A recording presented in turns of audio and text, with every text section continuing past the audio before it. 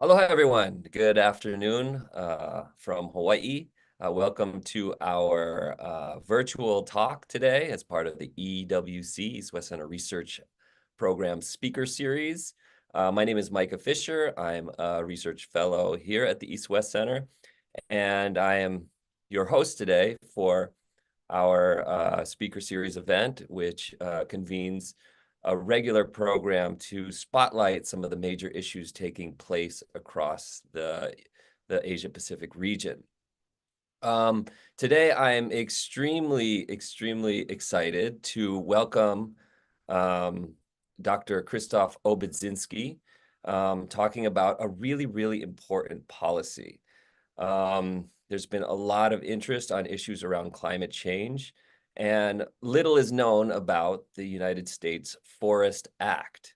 And we're really lucky to have Krzysztof with us here today because he will be sharing to us his deep insights from his work on the EU's Deforestation-Free Regulation as a way to think about the potential pathways for making this policy work going forward.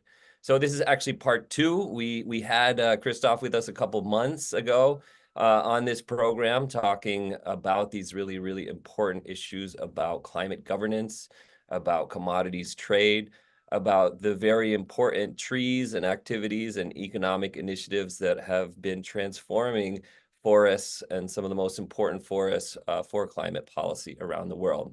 I'll keep it short. I want to turn it over to Krzysztof right away.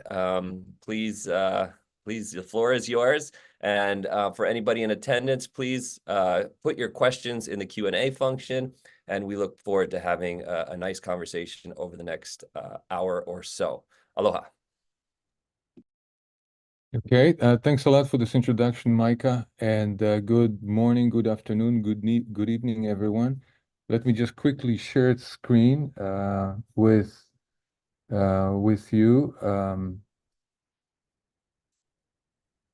Yeah, it's this one. And yeah, as Micah mentioned in the introduction, today we are going to talk about this new U.S. Policy that is slowly unfolding, and specifically we are going to talk about sort of emerging lessons that we can glean from a year of preparation for the European Union Deforestation-Free Regulation, and how we can apply these lessons and these observations from the EU to this new initiative in the US that's still in the works, but hopefully it's coming up soon, and the implications of this. So I'm really excited because this is the second talk.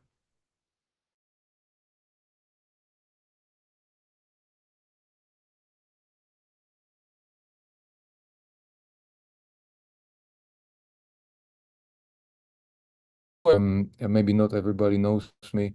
So my name is Krzysztof Obudzinski.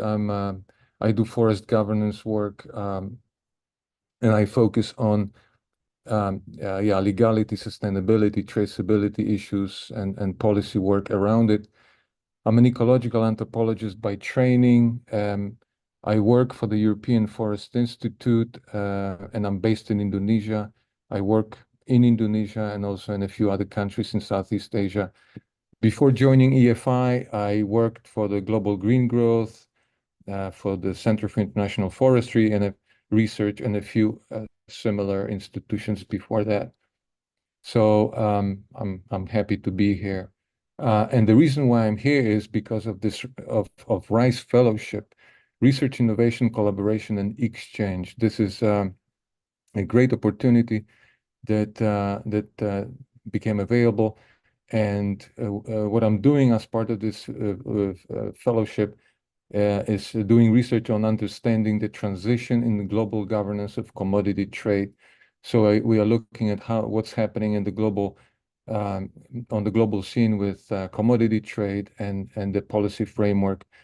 We are specifically looking at the EU because the EU in this context is a front runner, but also a US, which is taking making strides in developing its own policy, and we're looking at the implications for the Asia Pacific region of these policies. As Micah mentioned, this is part two. We already did part one in April, and we produced already a paper right here, API, which you can see. There was a presentation at that time as well in April. We have, this is a second presentation. We also have developed a proposal for further work and are planning a paper which will be based on this presentation as well. So all in all, we are thinking of building on this material right here to continue our collaboration. And yeah, so about the objective, as we already mentioned, we are really looking at learning from EUDR, European Union Deforestation Regulation. It is a regulation that was kind of rolled out back in June last year, and there's a year worth of experiences and information that I think are very useful to look at, in order to inform or reflect on the preparations for the U.S. Forest Act and other regulations that are emerging in other countries as well. Having said that, I just want to kind of flag a few caveats. Yes, we are trying to draw lessons from the preparatory period for the EUDR, but we need to keep in mind that EUDR is not yet effective. It will become effective at the end of this year, 30th of December, but legally speaking or effectively speaking, it's not yet in effect. Also, when learning from the experience with the preparations for EUDR, we are not making any value judgment here. We are not saying that this policy is better or worse or whatever. We are just trying to draw some lessons, some observations, and see how this could be applicable to improve the operationality of other policies. And then because the EUDR is still in process and many of its parts are still to be implemented, I mean, so caution is due in terms of making any kind of far-reaching conclusions. But nevertheless, I think it's very important to draw some observations as there's very valuable information there. So this is the setting and the context, and again, before I go into the details of EUDR and U.S. Forest Act, I think it's useful to take a step back and say, okay, what's happening with deforestation? Why are we talking about deforestation at the moment? And I bet that some of you looking at this graph right here, you will be a little bit surprised, because I think most people would assume that with all this attention and talk and activity around climate change and sustainability and so on, you would expect deforestation to be going down. And here we are looking at the 20 years worth of data for deforestation, and what we see is that deforestation is at best flat, but with a slight increase actually. And it's still slightly curving up there, and maybe there's a few years of spikes caused by forest fires, but nevertheless, it's not falling. And I guess it's good to ask ourselves, why is it not falling, and what can be done about it? One way to understand why is it not falling, or why is it the way it is, the deforestation trend, is to look at this graph, which is about the commodity trade. And this is, again, roughly 20 years, maybe a little bit less, not fully matching, but nevertheless, it shows linkages between deforestation and trade. It's been confirmed on a number of occasions that there are strong links with commodity trade and deforestation, and particularly agro-commodity trade. And what we see here is that over the last 20 years, Um, yes, the EU came from number one to number two, um, and China, of course, is in the lead now with the economic expansion. And then further down, we've got it's fairly stable, but I guess India has moved up to number three in terms of driving deforestation due to trade, commodity trade. So commodity trade is one of the reasons why deforestation is persistently there, as we have seen over the last 20 years. Maybe not the only reason, but one of the reasons. Um, but why do we care about this? And just quickly, I guess this is just a reminder to kind of for us to kind of reflect and say like, okay, why are we talking about this? Why is this important? So forests and deforestation in particular is important to address because forests are important for climate change mitigation, for human well-being, and for biodiversity. In terms of climate, uh, the figures vary, and of course there's a range. It goes from I think as low as 12% to as high as 25%, but a significant portion of annual global greenhouse gas emissions are due to deforestation. So in that sense, it's important to find a way to address this. Uh, Addressing deforestation is also seen as a cost-effective way of mitigating climate change. It's obviously necessary to implement interventions in cleaning up heavy industry, transport, mining, and all these things, construction, transportation. But so all these things have to run in parallel. But reducing deforestation is important as well in this context. Human well-being, okay, there's still a lot of people in the world, particularly rural communities and so on, who rely on forests. So it's important to keep forests, and of course for biodiversity. And we all know about the vast majority of species and so on being harbored in particularly tropical forest ecosystems. So for that reason, okay, there are various efforts underway to address deforestation. So what exactly is being done to address deforestation? Again, I just wanted to take a quick stock of the measures that have been tried so far before we go into the latest sort of round of efforts. And I guess we can group the various initiatives to address deforestation into sort of three different types. Market-based mechanisms or business to business. These are the systems where this is the type of the interventions that include certification, voluntary corporate commitments to zero deforestation, and likewise, and also carbon offset investments.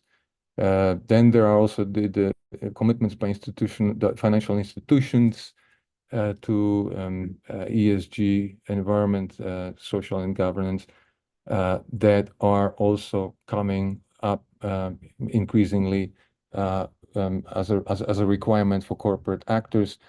And then government to government. And these have different shapes and sizes as well, as bilateral MOUs between South to South countries, and then also North-South, such as the VPAs and FLEGT VPA, and then of course the import control policies like U.S. Lacey Act, EUDR in Europe, Japan, and so on. So these things have been tried, and I guess the key conclusion here is that the opinions are divided as to how effective all of this has been over the last 20 plus years. And I guess moving closer to where we are now with the implementation of the demand side policies, I think the conclusion is that all these measures have been useful and they have achieved some progress, but they are not enough to really address deforestation in the supply chains.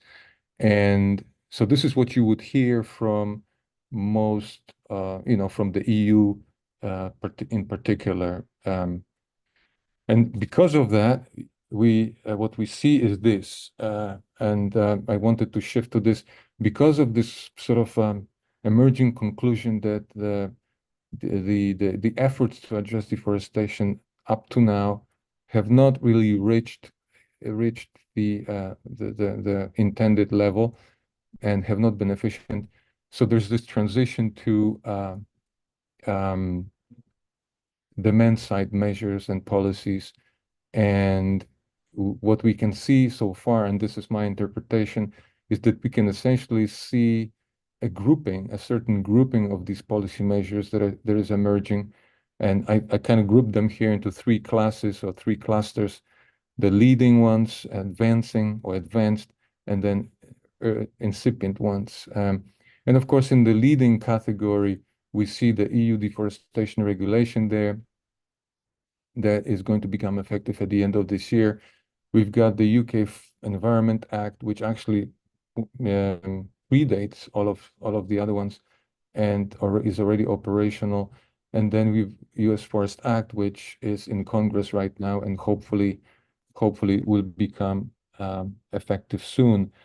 Then in terms of advancing, we have here Japan Clean Wood Act. So these are regulations that have some elements of due diligence, traceability, and are building on that. Of course, the leading ones have full due diligence requirement, traceability requirement, and deforestation-free requirement. And incipient, this is maybe a little bit of a stretch here. I have China forest law here with some language on avoiding kind of indiscriminate logging and so on.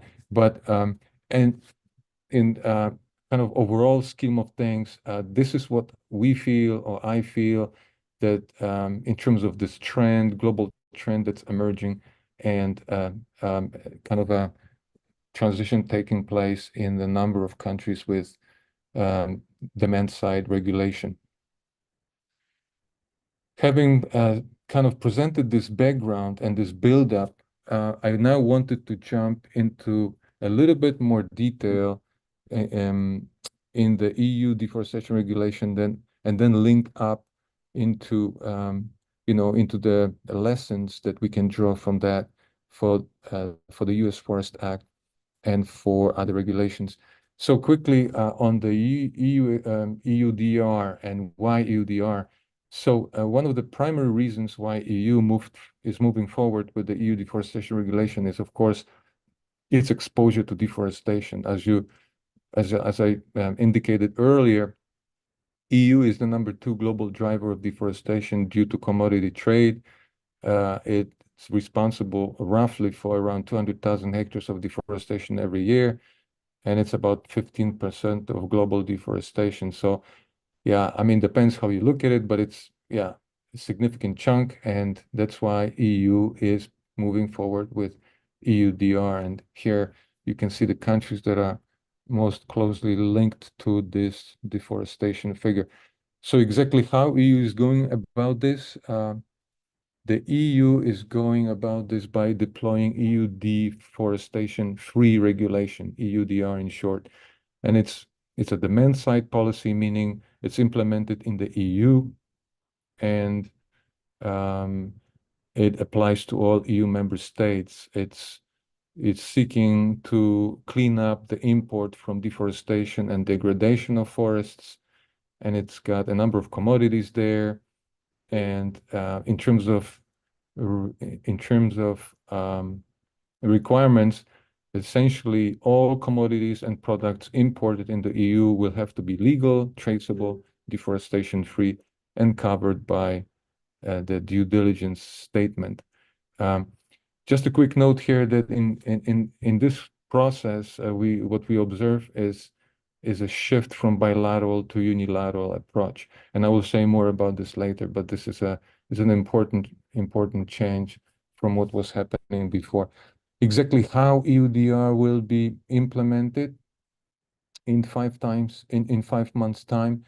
It's in terms of requirement, it's a prohibition, so no import of deforestation of products or commodities linked to deforestation. there's a due diligence obligation, and so which means that importers will have to file a due diligence statement, and this will be differentiated between the different sizes of importers and so on. There will be systems deployed and guidelines published, and also a map system will be made available to track and verify and deforestation free or not. An important sort of reflection here, which I wanted to highlight, is about readiness. There's 5 months to go between now and the sort of enactment of EUDR, and many of the elements that we are talking about here are still in preparations. So as you are probably aware, there's a heating up debate in the EU and between the EU and producer countries, whether or not the EU deforestation-free regulation should be delayed or not. And it's a fairly sensitive topic, but it's quite important. So this is sort of a recap of EUDR and what we know about it. I wanted to link this to, and this is just to reflect quickly on this preparation issues, because on this slide you see the due diligence system and a timeline for it. I just wanted to quickly show that essentially it's being rolled out within 6 months' time, and there is just 1 month in October for training sessions. This is a major system that is going to be handling billions and billions of euros of imports, and what we see here is a very limited window for not only training but also like piloting and testing and kind of trialing and troubleshooting. And so it's a fairly challenging proposal here that's just been actually published a few days ago. Now, a few words about this transition to unilateralism, which is important as well, and so there are some important lessons from there. It's a shift that can be, fairly clearly observed, and it marks the end of the 20-year experiment with that the EU has had with FLEGT and the VPA processes in producer countries, which were targeted or meant for ensuring legality of forest products being imported into the EU. And so the reason why this is happening, or at least the official version of why we are, this era of bilateral and participatory approach is ending, is because it's been concluded that this kind of participatory and bilateral approaches takes a long time. It's complicated. It's expensive. It's maybe not efficient because it's not really achieving, or it's not well suited to achieve deforestation or to reduce deforestation. Sorry, and as a result, there's something else that's needed. These are the official findings that are available actually online, and well, they have some basis, but I think there's much more to it, and I think it would be quite worthwhile for anyone interested to actually look into this and do some serious research to understand the background and the justification for this transition. But what we know also, that this transition to unilateralism is causing quite a bit of upheaval and tensions and misunderstandings between the EU and producer countries. And I will say a few words about this later. Now to the US, and how does the US compare vis-a-vis the EU and its exposure to deforestation? US is number 4 globally.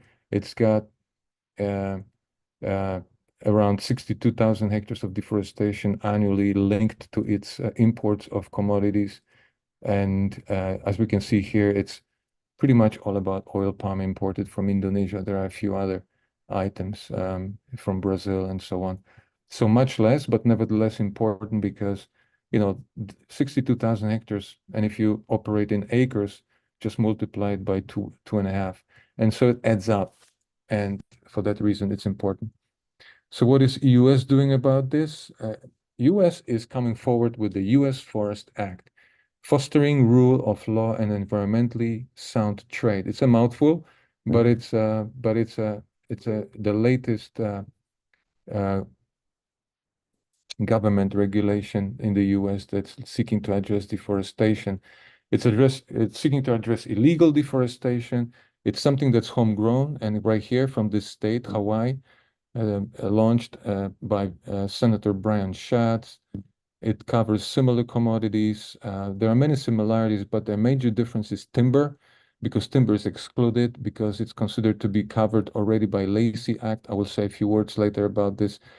And U.S. Forest Act seems to have a much more bilateral uh, uh, elements in its construction. So very similar requirements, prohibition. There will be an import declaration process, due care requirement, mandatory controls by the Customs and Border Service, and so on. Yeah, the question is about when will this regulation go into effect, and what about readiness? Because readiness, as we will see from the EUDR, is really the key element here. So now about lessons, and I'm starting with a broad lesson and kind of a broad reflection. This is actually okay. If we are talking about the trade-based attempts to reduce deforestation, how much will EUDR and US Forest Act, how much can we achieve in terms of reducing deforestation?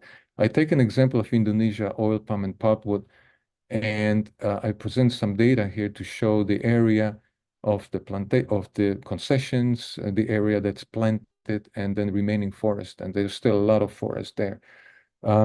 As you can see on this slide, EU is absorbing 10% of Indonesia's palm oil and around 9% of Indonesia's wood. And for that reason, clearly EUDR can only address deforestation that is linked to these percentages. The US Forest Act is doing a little bit better because US imports a bit more of these materials from Indonesia. But still, the main conclusion here is that if we are dealing with or trying to address deforestation through trade agreements, there are limitations. So how can we improve on that? There are a few things that must be considered. And the first thing is how to impact or how to link to key sort of transition or hub transit markets in the region, such as China and India. How can these markets be covered by EUDR and eventually by Forest Act as well? Right now, these countries are not part of these regulations, are actually pushing back. They are not interested really, but if they can be actually subject to EUDR and also Forest Act, much more can be achieved in terms of reducing emissions. And then the other question, the issue is domestic market. Domestic markets are quite significant for both commodities. And so ways need to be found to address and clean up domestic consumption. And this can be done by supporting national certification schemes, jurisdictional approaches, and other carbon investments, performance-based payments, things like that. Things that have been proven to be effective already in Indonesia in reducing deforestation over the last 10 years. In addition to that observation, I wanted to kind of spend a little bit of time sort of reflecting on other lessons or other observations that are coming out from EUDR. And I already mentioned, in terms of policy approach, this bilateralism versus unilateralism. I already mentioned, so I won't spend much time on this, but just to say that the EU is already realizing that the unilateral approach is very difficult and backfiring, and they are already switching to kind of business to business / government to government, because it is not really feasible to just completely ignore bilateral engagement. In terms of policy launching these policies, I think one of the key lessons from the preparation of EUDR that we have right now is this issue of predetermined schedules and timetables, and the importance of having feasible timetable and meaningful consultations, a realistic timetable, work plan, and the budget. I think these are the key issues that are emerging right now from EUDR in terms of launching a policy like that. Scope, I think I said that earlier that EU is aiming to address the entire deforestation. US is aiming to reflect on illegal or eliminate illegal deforestation. In reality, there's very little difference between the two because of the way the definitions are structured. They're very broad. So if the US Forest Act wants to have some separation from EUDR and be just focusing on illegal deforestation, there's a need for more confined definitions in the system. Commodity coverage, I think one of the key lessons here is that the coverage is similar, but one major difference is timber in the US Forest Act. Timber is left out because it's considered to be covered by the Lacey Act. But what it means is that that timber will have a different treatment under the Lacey Act than other commodities, and there will be no real requirement for traceability and deforestation-free and things like that. And so that would mean, in a way, weakening of the controls and effectiveness. And I would suggest, I mean, okay, this is just a reflection, of course, but I would suggest that as both policies, EUDR and Forest Act, once adopted, will have kind of regular revisions and updates. I think it would be important to consider to have timber treated on the same level as other commodities and ensure that they are subject to the same requirements. Definitions. Yeah, one of the major lessons that is emerging from the run up to EUDR, EU Deforestation Regulation, is this debate about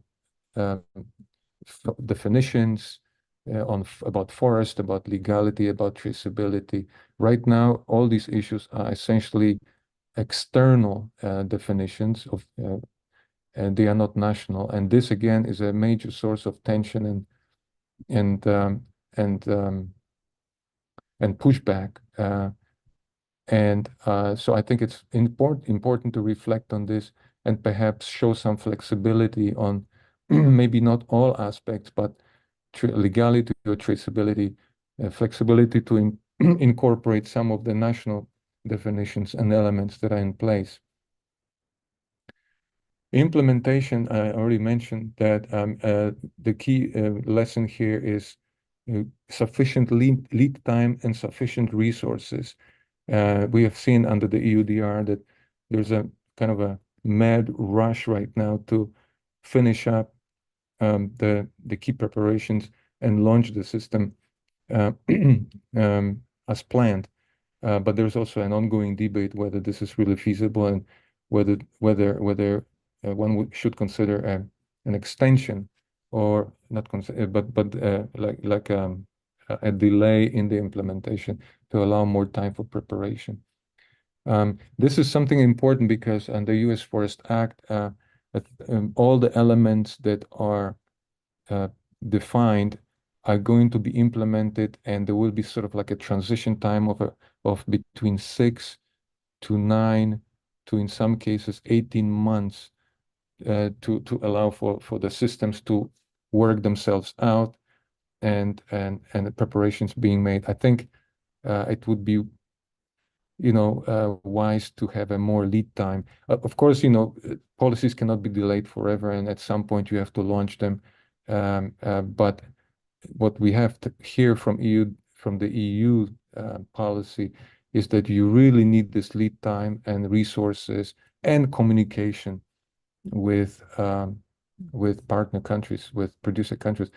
This brings me to the engagement, and this is all about engaging and informing and this is very important, prior to actually implementing this policy. From the EU, experience, we know that it's again a major source of tensions and irritation by the producer countries, that this is something that's imposed from outside with very little consultation. So it's super important for the US Forest Act, to step forward and inform producer countries that, look, we are going to have this policy, it's going to do this, and these are the requirements, and don't worry, we're going to help you, and this is the way we're going to do this. I think it's very important, one of the most important lessons, as far as I'm concerned, from the EU Deforestation Regulation.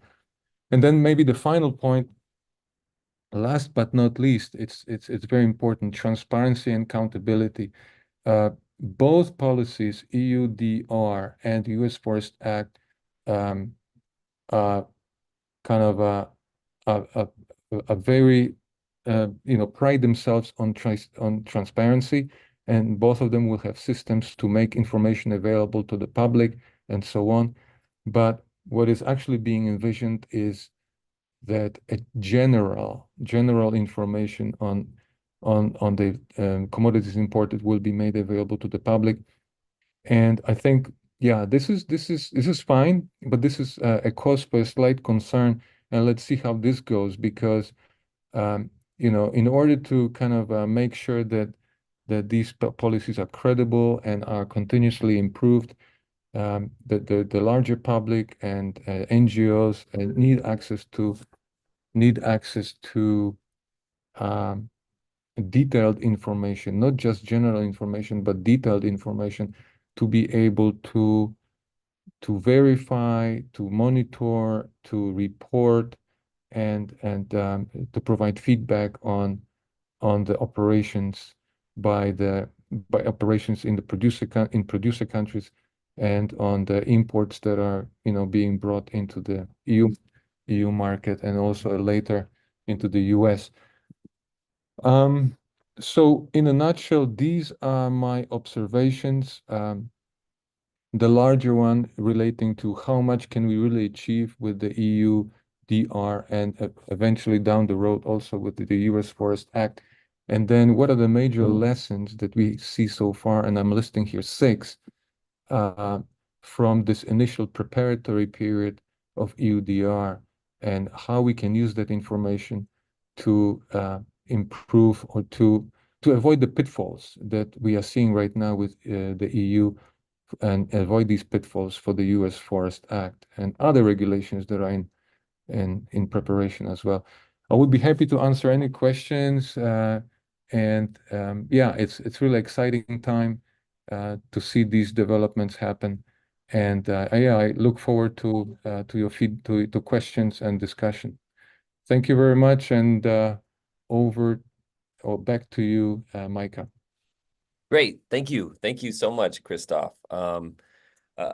Amazing how you are able to make these connections on such global reaching policies. And I think it's really, really unique how the whole policy space has shifted into these demand side, very unilateral sort of approaches on reaching their climate commitments.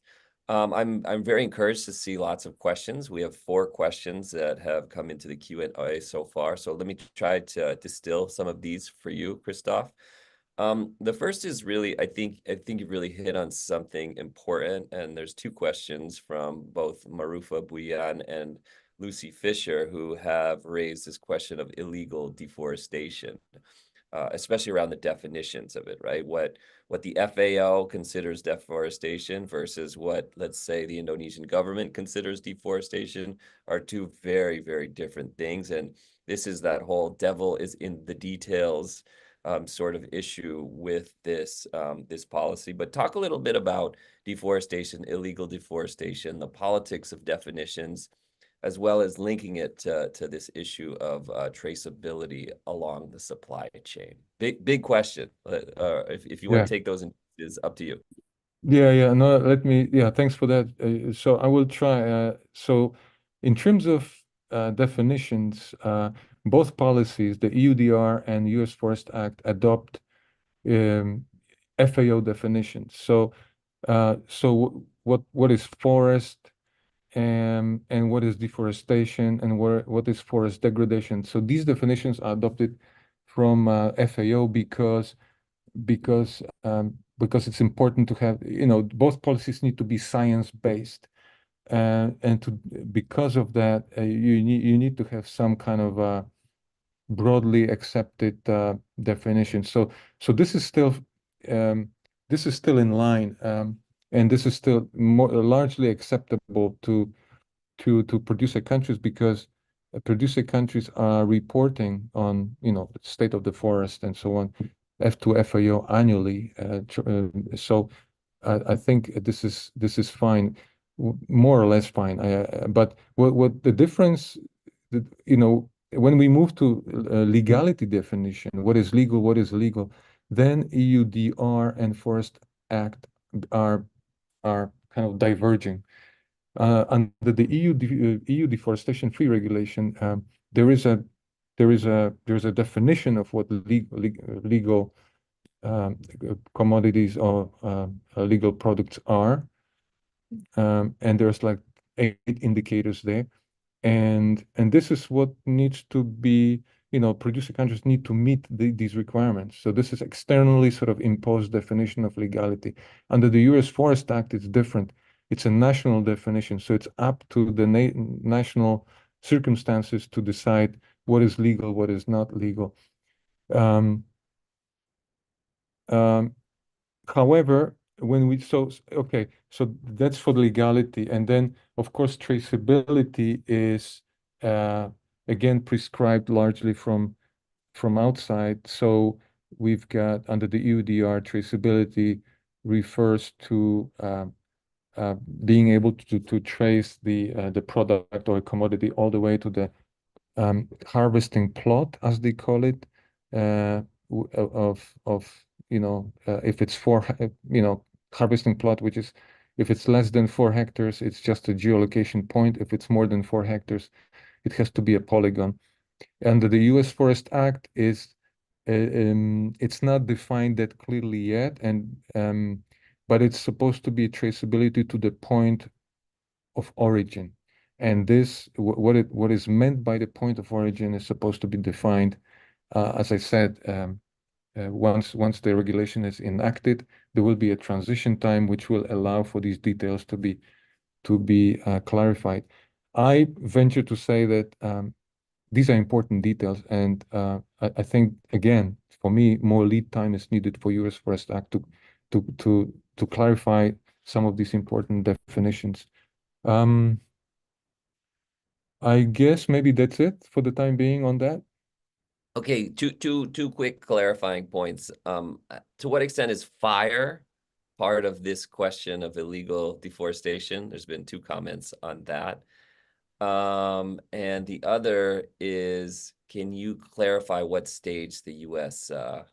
Forest Act is in at the moment? It's not actually a law yet, right? This No, is more no. analysis Yeah. on the preparations in the event that a law is passed. So question on fire, question on U.S. Forest Act in particular. So in terms of fire, yeah, fire clearly is a driver of deforestation. So I mean, but the bottom line for the EU and the US regulation is that there's supposed to be no deforestation happening in the concessions or in the source area from which raw material comes for commodities and products that are being shipped and exported to the EU and US. So in that sense, if there's fire, deforestation, I guess that would register as a driver of deforestation, and it would be subject to investigation and verification. Um, in terms of what was that? In terms of, oh yeah, the status of U.S. Forest Act. Yes, no. So this is still regulation that is in planning. It's actually, it's planning. It's been written, it's been submitted, and it's in Congress right now, and it is waiting to be passed and approved. When will this happen? We don't know, but potentially it's a very important regulation because U.S. is a huge market for agro-commodities. And beyond that, U.S. is a major transporter of agro-commodities, soybeans and things like that, beef from Brazil. And and so it's a potentially it's a transformative regulation. It can have a lot of impact. But at the moment, it's still in the planning phase. Great. These are really complex elements of major regulations that are trying to regulate lots of different things, right? So anything from beef to palm oil to rubber, which have very different ecologies, and the idea of deforestation from one place to the next, just geographic differences. It's hard to come up with one definition of deforestation. But at the same time, these are really the policy instruments that at least the countries most responsible for climate emissions are trying to incorporate into their initiatives Yeah. to reduce climate emissions.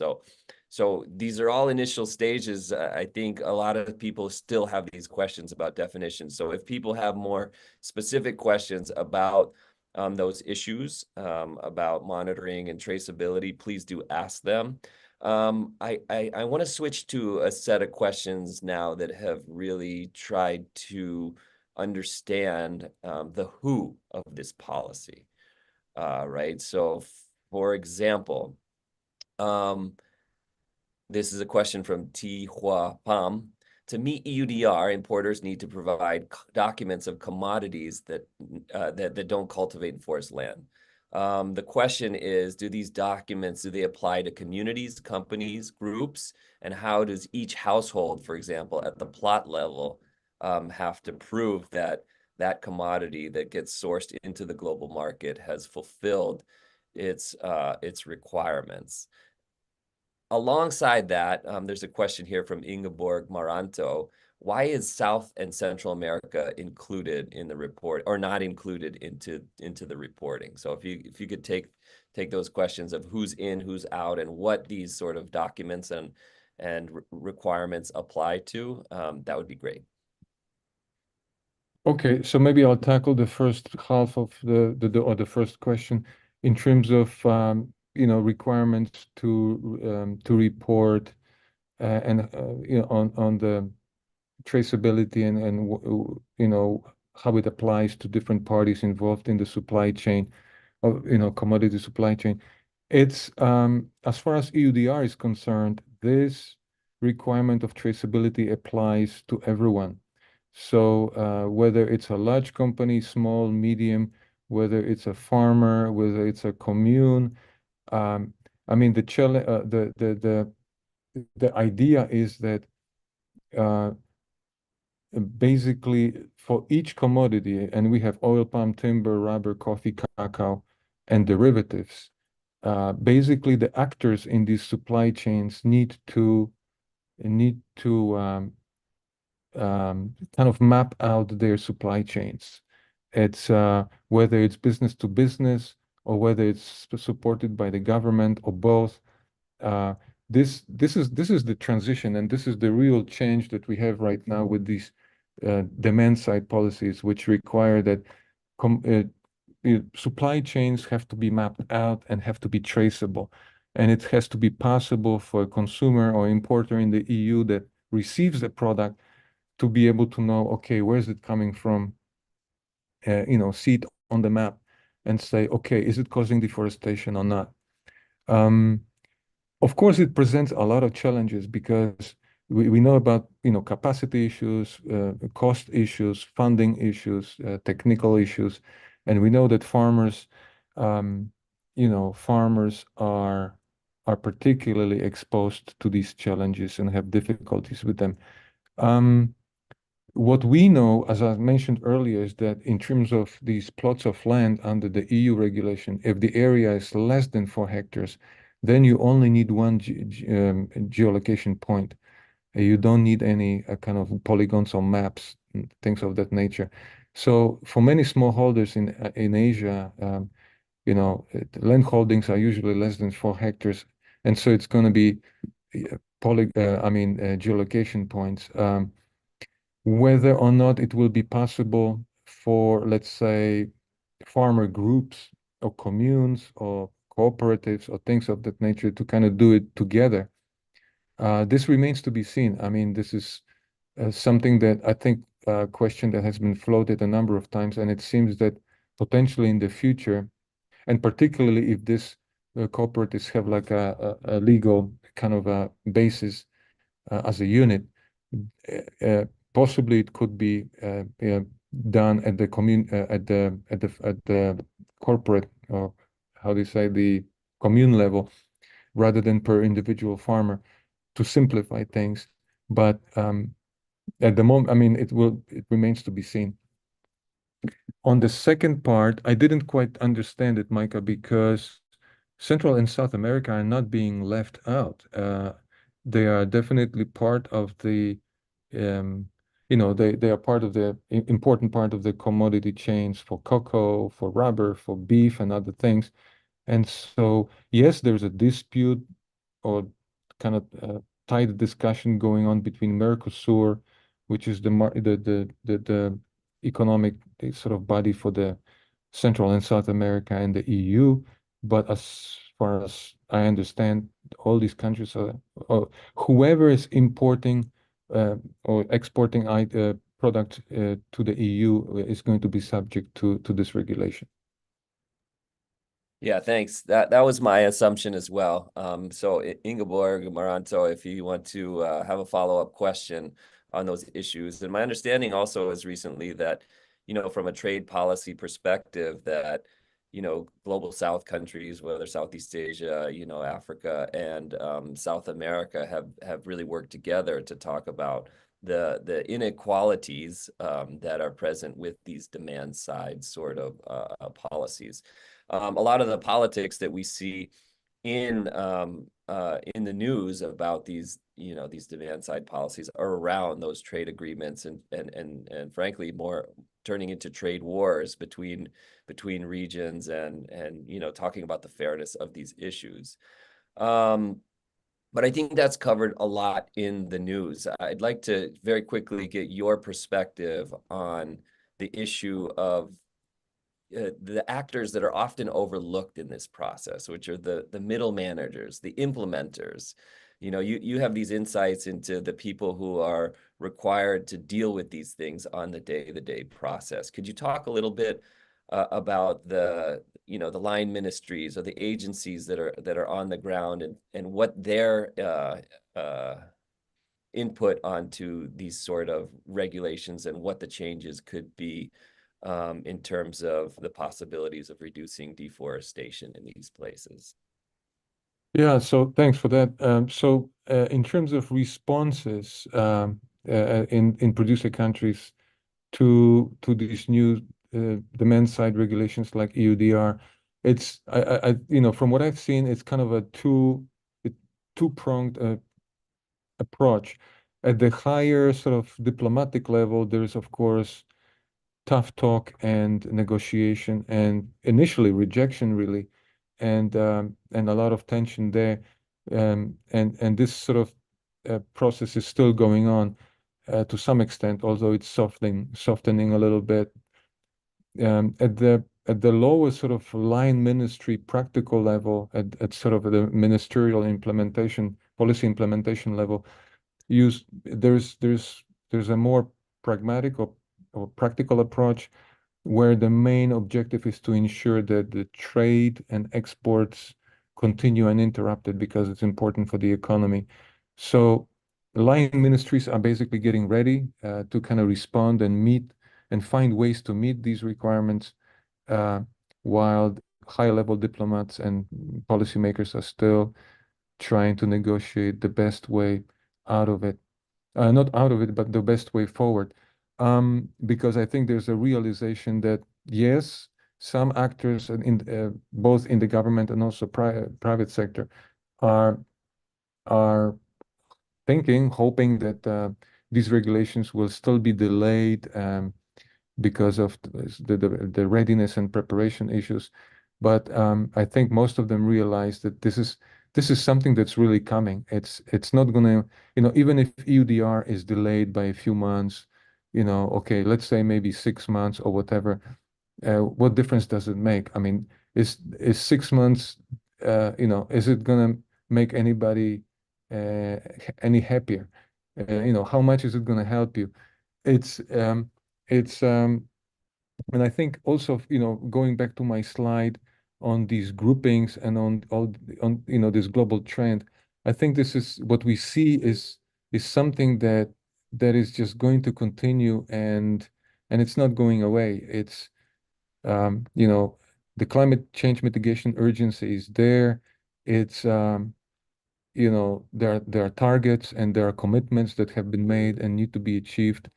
And the question, of course, is, yeah, there are many questions about fairness, about uh, you know how the implementation.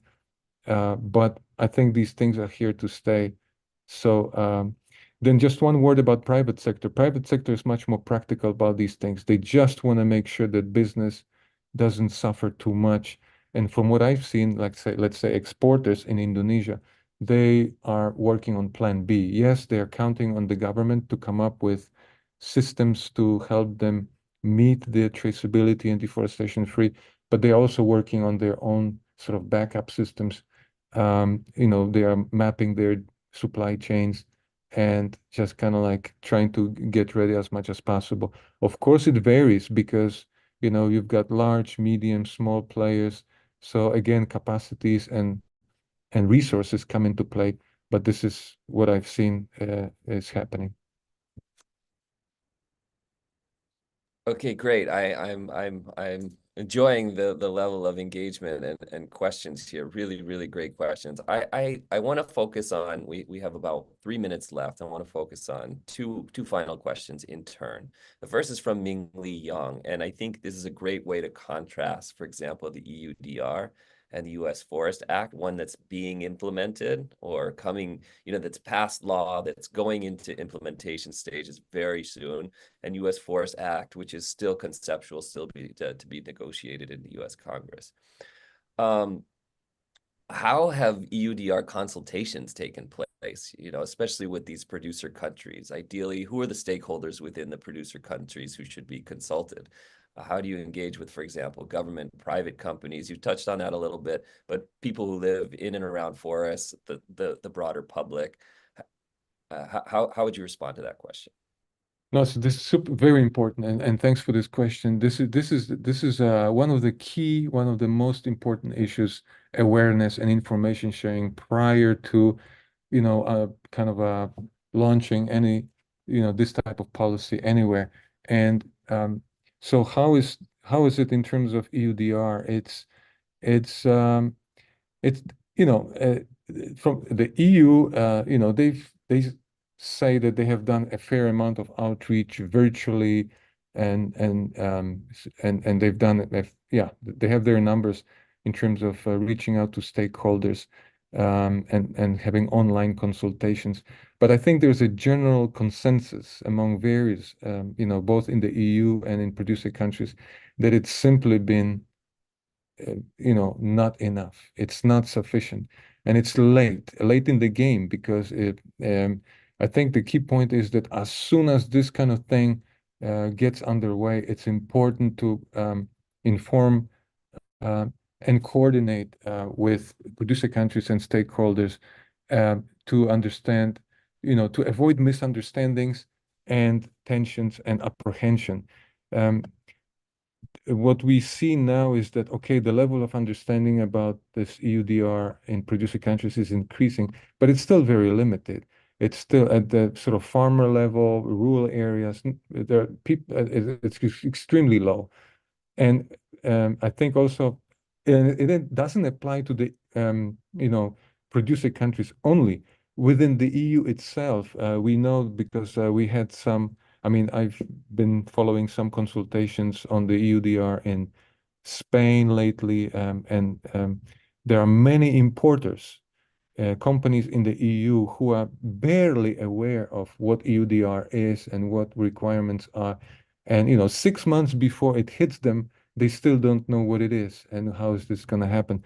So I think crucial thing, engagement, having a buy-in and goodwill by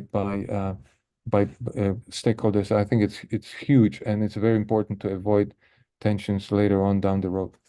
Great. One final question. This is from Lawrence Fisher. Great presentation. A good engagement on the breadth of the issues.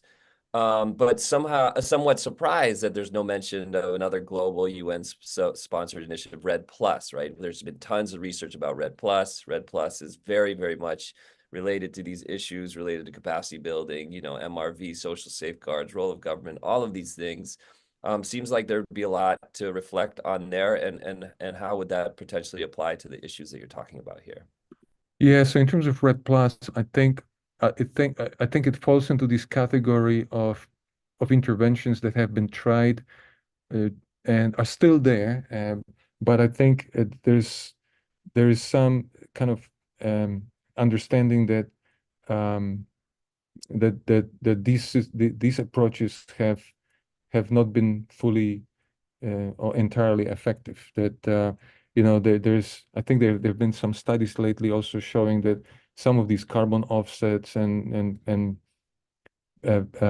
performance-based payments, there have been a lot of criticism lately about sort of poor implementation, poor verification, and questionable, let's say, quality of these things in terms of delivering the outcomes and reducing deforestation.